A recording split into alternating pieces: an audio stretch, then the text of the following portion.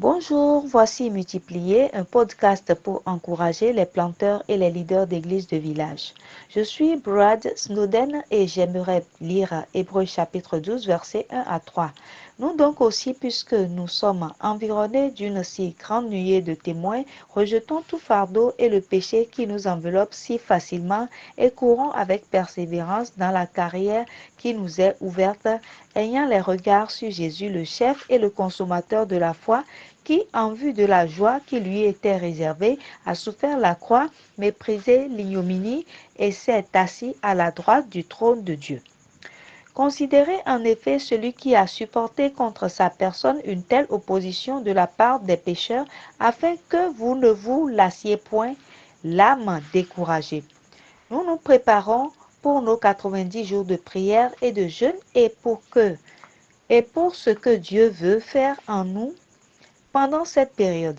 C'est le moment pour le Seigneur d'avoir un impact sur nos cœurs et nos vies, imprégnés de son esprit alors que nous le cherchons.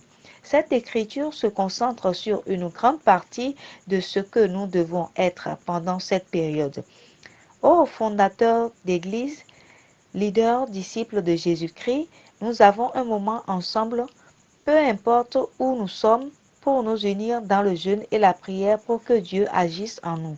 C'est un excellent rappel de la façon d'accomplir cela dans nos cœurs.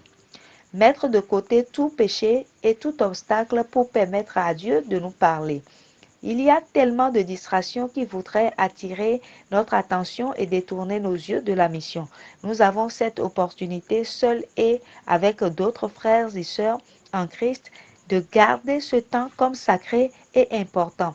Il y a une course à effectuer, mais nous ne pouvons pas le faire sans que Dieu n'attire notre attention afin que nos cœurs puissent se recentrer sur l'essentiel.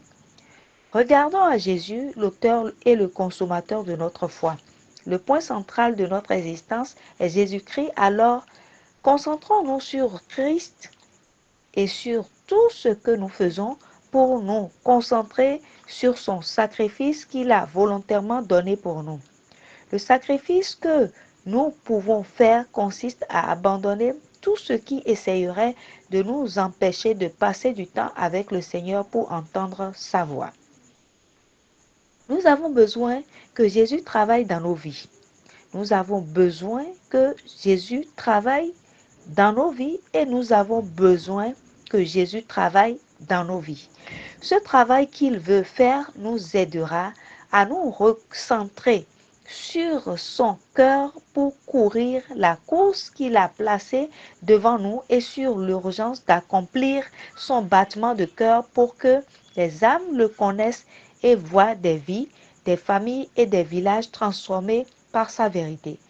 Ma prière est que vous méditiez sur Hébreux chapitre 12, versets 1 à 3, et que vous permettiez au Seigneur de parler dans vos cœurs, puisque vous rejetiez tout ce qui tenterait de vous empêcher d'accéder à sa présence et à son plan pour votre vie. Ce fut une parole d'encouragement pour les planteurs d'églises de village. Que le Seigneur vous bénisse pendant que vous priez et jeûnez. Ce message a été relayé en français par votre sœur Mauricia Adeomi, assistante du superviseur VCP de l'Afrique de l'Ouest anglophone. Je vous remercie et que le Seigneur bénisse votre entendement.